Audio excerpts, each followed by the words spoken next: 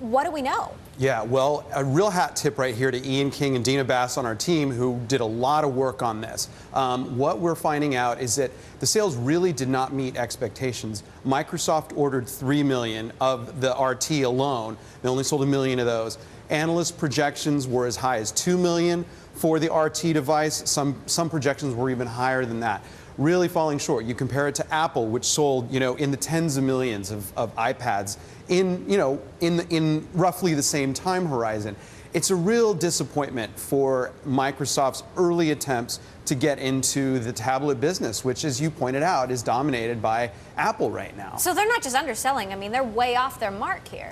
It is just the beginning. They're trying to establish a name. They're trying to establish a following. They put a lot of marketing muscle behind it, but it's lacked that wow, that real wow factor that you would need. I mean, when somebody's going into a store, they're weighing, do I want an iPad which is established, which has a good reputation? It's got a lot more apps on it. We're not getting an official number from Microsoft, but we think the Windows devices have about 50,000 apps compared with a couple 100,000 apps and they're for not Microsoft, even cheaper. for Apple. Right. Right, exactly. You don't have the price, you don't have the apps, you don't have the wow, the real zing. They just haven't resonated with customers just yet. So Microsoft has obviously staked its entire future on Windows 8.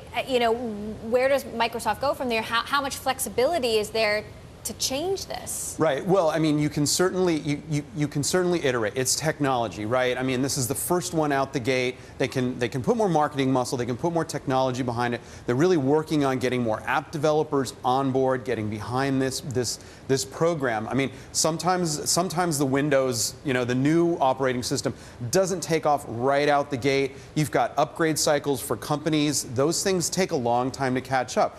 Some companies are still 1 or 2 versions of Windows behind. There's other ways that Microsoft can get Windows out into the market. It's not just the tablet market. It's not over yet.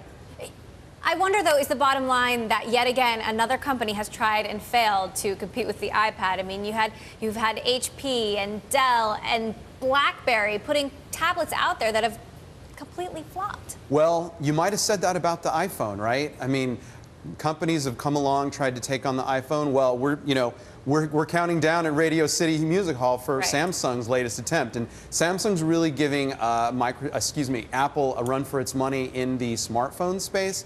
I think you're going to see there's a lot of potential for other players to come in, whether it's using the Android operating system on Samsung tablets, etc.